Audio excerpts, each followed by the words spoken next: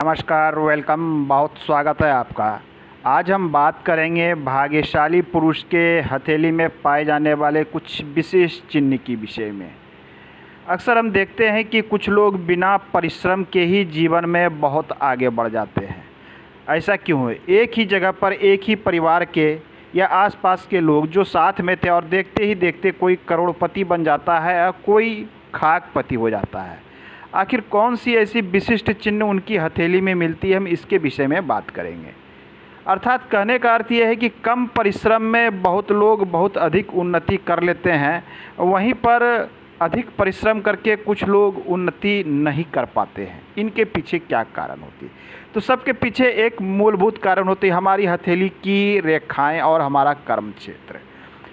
हमारी हथेली में कहीं पर भी एक चिन्ह होता है जिसे शास्त्र में त्रिशूल का चिन्ह कहा गया है। ये कुछ इस प्रकार से बनता है, ये देखिए, इसे त्रिशूल का चिन्ह कहा गया है।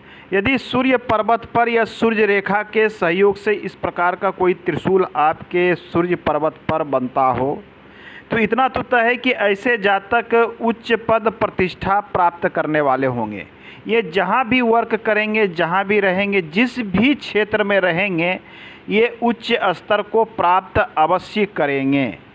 हालांकि त्रिशूल के लेके थोड़ा सा कन्फ्यूजन से निकल जाइएगा, ये इस प्रकार से भी बन सकता है। इसे भी शास्त्र में त्रिशूल ही कहा गया है।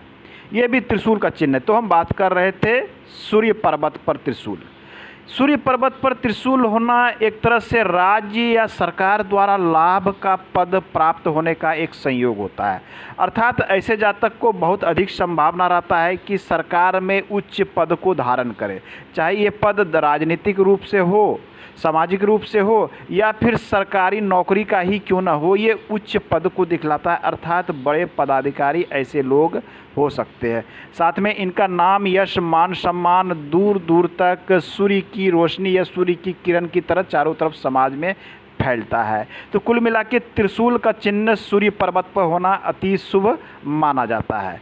नेक्स्ट हम बात करते हैं कि यदि त्रिशूल का चिन्ह आपके गुरु पर्वत क्षेत्र पर बनता हो, ये हमारा गुरु पर्वत का क्षेत्र है, यहाँ पर कहीं पर भी बनता हो, यदि ये स्वतंत्र रूप से बनता हो तो ये सबसे अधिक लाभ देने वाला होता है।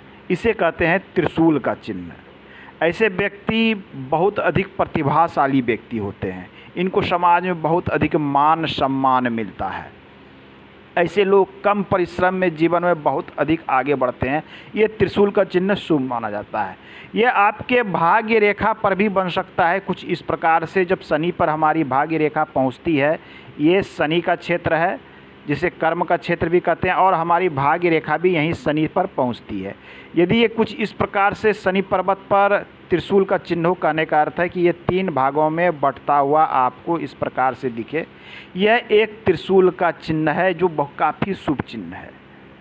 ऐसे जातक जीवन में बहुत अधिक उन्नति प्रगति करते हैं, और तो और इनको परिश्रम बहुत कम करना पड़ता है जीवन में, और ऐसे जातक जीवन में आगे बढ़ते चले जाते हैं। ऐसा लगता है कि भाग्य इन्हीं को केवल साथ देने के लिए है। तो ऐसे ही लोगों को भाग्य सपोर्ट करता है। अर्थात ये परिश्रम करते हैं 10% तो इनको प्राप्त होती है यहाँ पर 100%। वहीं जिनके हथेली में बिल्कुल साधारण से चिन्ह होते हैं, ऐसे जातक 100% परिश्रम करने के बाद भी इनको गेन केवल 30% होती है। तो ये है त्रिशूल का चिन्ह जो आपको 10% परिश्रम करने पर भी 100% के भागी बना सकते हैं। ये त्रिशूल का चिन्ह, एक रेखा यदि सूर्य की ओर चली जाती है तो ये सूर्य पर्वत के गुण, उच्च पद प्रतिष्ठा, मान सम्मान को दिखलाता है। एक तो शनि पर जाती है जो आपके कर्म एवं भाग्य को दिखलाता है। जो रेखा गुरु पर्वत की ओर चली जाती है ये आपके आध्यात्मिक प्रवृत्ति और समाज में मान सम्मान को भी दिखलाता है। तो ये था एक चिन्ह त्रिशूल। आइए हम दूसरी चिन्ह की बात करते हैं।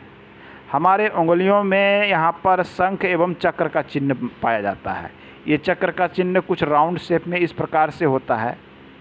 यदि किसी जातक के सभी उंगली अर्थात आपके दोनों हथेली के 10 उंगली में चक्र बनता हो तो ऐसे जातक को जीवन में अतुलनीय धन संपदा का प्राप्ति होती है। हथेली में राजयोग होता है।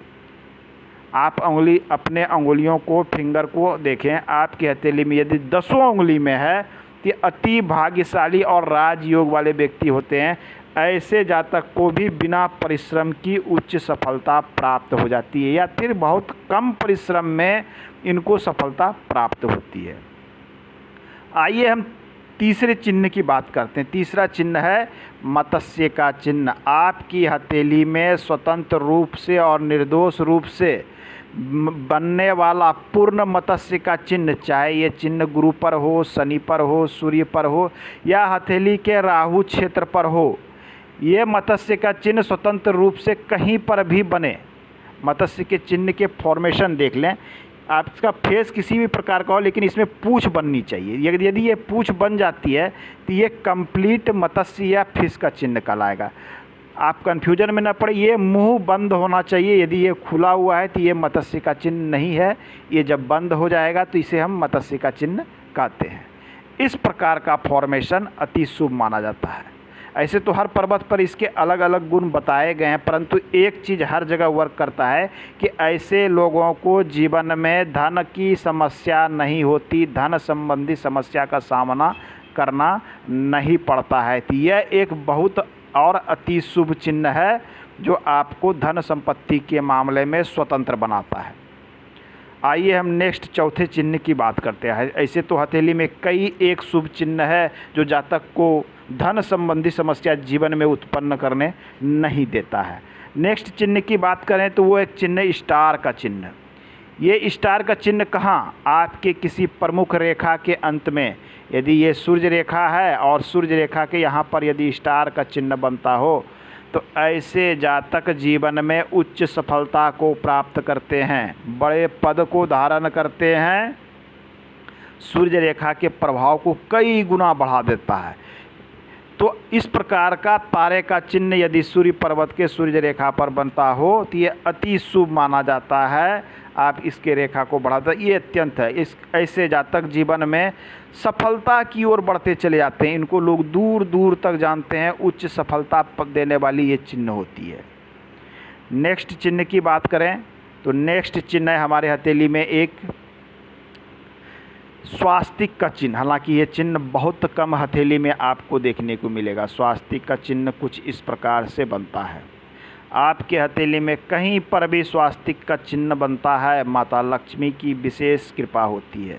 ऐसे व्यक्ति धार्मिक होने के साथ साथ धनवान भी होते हैं। धन संबंधी समस्या इन्हें जीवन में कभी सामना करना नहीं पड़ता है। तो आज के अंक में इतना ही, मिलते हैं अगले अंक में। धन्यवाद।